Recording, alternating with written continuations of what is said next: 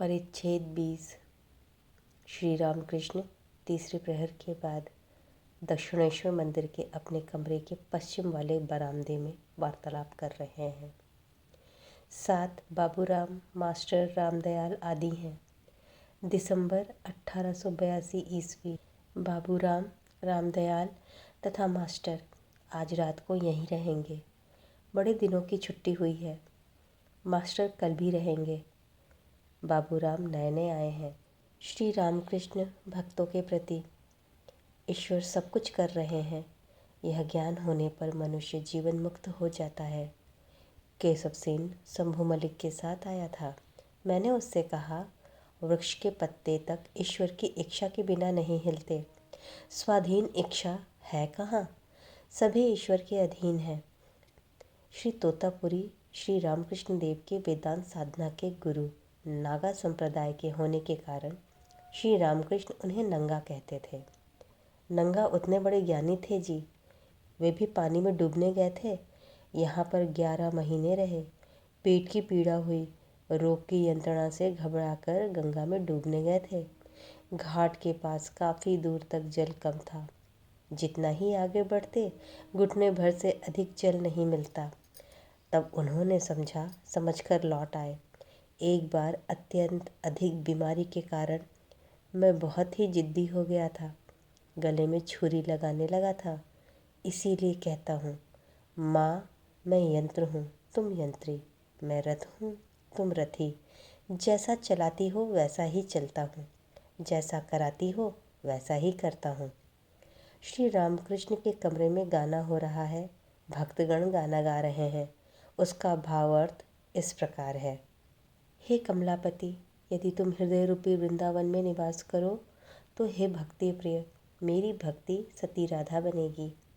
मुक्ति की मेरी कामना गोप नारी बनेगी। देहनंद की पुरी बनेगा और प्रीति माँ यशोदा बन जाएगी। हे जनार्दन, मेरे पाप समूह रूपी गोवर्धन को धारण करो। इसी समय काम आदि कंस के 6 चरों को विनष्ट करो। कृपा की बंसरी बजाते हुए मेरे मन रूपी गाय को वशीभूत कर मेरे हृदय रूपी चारागाह में निवास करो। मेरी इस कामना की पूर्ति करो, यही प्रार्थना है। इस समय मेरे प्रेम रूपी यमुना के तट पर आशा रूपी वट के नीचे कृपा करके प्रकट होकर निवास करो।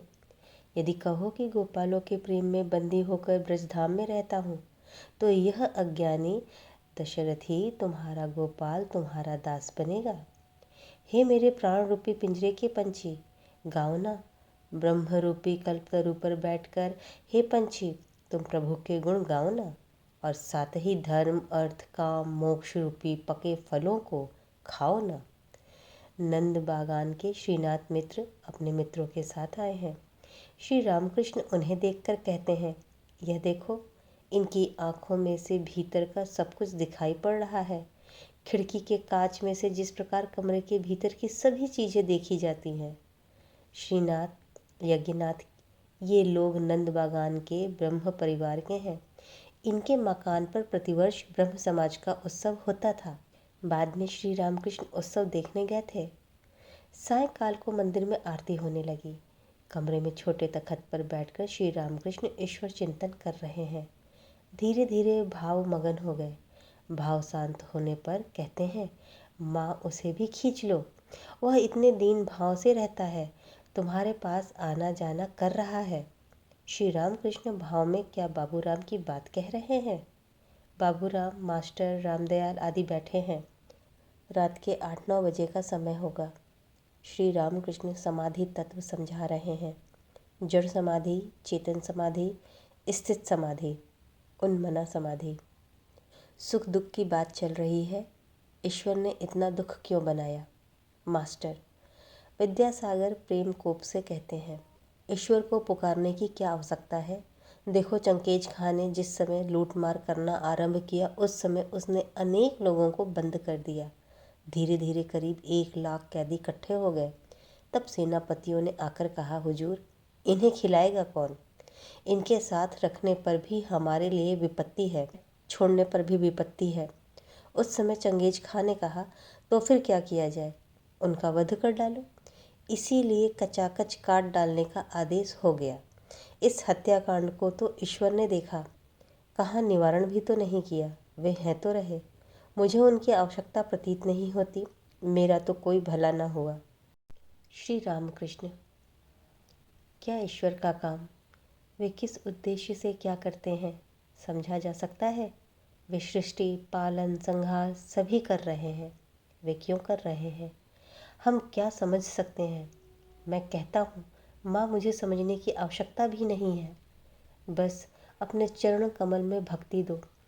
मनुष्य जीवन का उद्देश्य है इसी भक्ति को प्राप्त करना। और सब माँ जाने, बगीचे में आम खाने को आया हूँ। कितने पेड़, कितनी शाखाएं, कितने करोड़ पत्ते, यह सब हिसाब करने से मुझे क्या मतलब? मैं आम खाता हूँ, पेड़ और पत्तों के हिसाब से मेरा क्या संबंध? आज रात में बाबूराम मास्टर और रामदयाल श्री रामकृष्ण के कमरे में जमीन पर सोए। आधी रात, 2-3 बजे का समय होगा।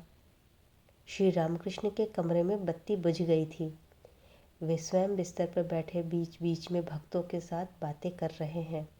श्री रामकृष्ण मास्टर आदि भक्तों के प्रति, देखो, दया और माया ये दो पृथक पृथक चीज़ें हैं।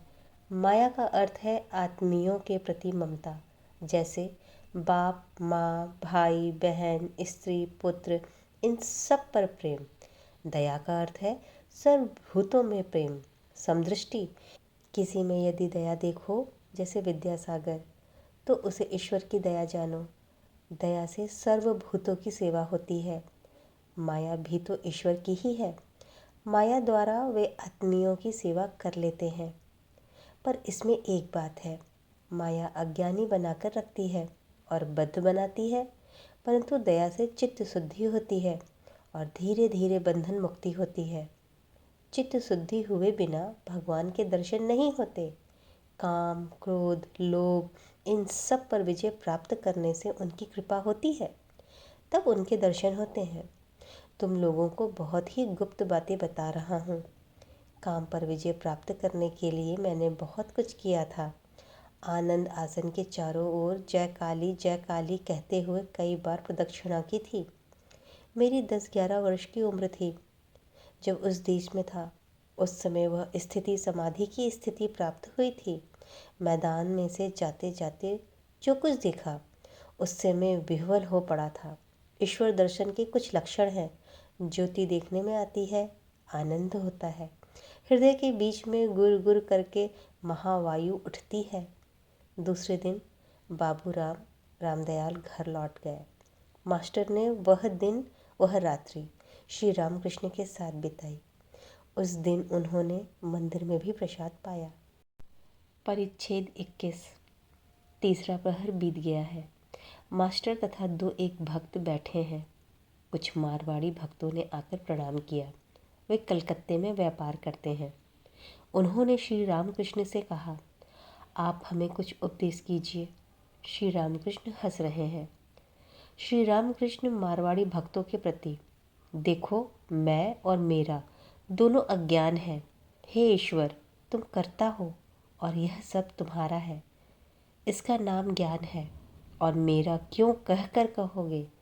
बगीचे का कर्मचारी कहता है मेरा बगीचा, परंतु कोई अपराध करने पर मालिक उसे निकाल देता है।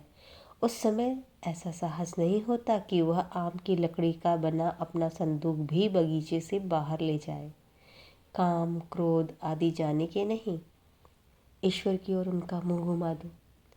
कामना लोभ करना हो तो ईश्वर को पाने के लिए कामना लोभ करो। विचार करके उन्हें भगा दो।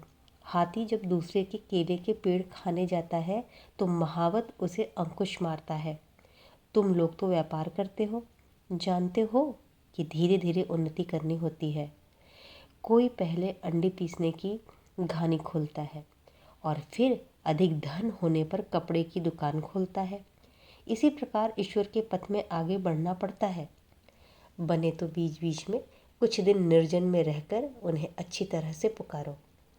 फिर भी जानते हो, समय ना होने पर कुछ भी नहीं होता। किसी किसी का भोग कर्म काफ़ी बाकी रह जाता है, इसीलिए देरी होती है। फोड़ा कच्चा रहते चीरने पर हानि पहुंचाता है। पककर जब मुंह निकलता है उस समय डॉक्टर चीरता है। लड़के ने कहा था, माँ अब मैं सोता हूँ, जब मुझे शौच लगे तब मुझे जगा देना। माँ ने कहा, बेटा शौच लगने पर तुम खुद ही उठ जाओगे, मुझे उठाना ना पड़ेगा। सब हंसते हैं। मारवाड़ी भक्तगण बीच बीच में श्री राम कृष्ण की सेवा के लिए मिठाई, फल, सुगंधी मिश्री आदि लाते हैं, परंतु श्री रामकृष्ण साधारणतः उन चीज़ों का सेवन नहीं करते। कहते हैं वे लोग अनेक झूठी बातें कहकर धन कमाते हैं। इसीलिए उपस्थित मारवाड़ियों को वार्तालाप के भीतर से उपदेश दे रहे हैं। श्री रामकृष्ण कहते हैं, देखो व्यापार करने में सत्य की टेक नहीं रहती, व्यापार में तेजी मंदी होती रहती है। नानक की कहानी में उन्होंने कहा, असाधु की चीज़ें खाने गया तो मैंने देखा कि वे सब खून से लथपथ हो गई हैं। साधु को शुद्ध चीज़ें देनी चाहिए, मिथ्या उपाय से प्राप्त की हुई चीज़ें नहीं देनी चाहिए। सत्य पथ द्वारा ईश्वर को प्राप्त किया जा सकता है। सदा उनका नाम लेना चाहिए। काम के समय मन को उनके हवाले कर देना चाहिए। जिस प्रकार मेरी पीठ पर फोड़ा हुआ है, सभी काम कर रहा हूँ, परंतु मन फोड़े में ही है। राम नाम लेना अच्छा है। जो राम दशरथ का बेटा है, उन्होंने जगत की सृष्टि की है, वे सर्वभूतों में है और वे अत्यंत निकट है। वे ही भीतर और बाहर हैं। वही राम दशरथ का बेटा, वही राम घट घट में लेटा, वही राम जगत पसेरा, वही राम सबसे न्यारा।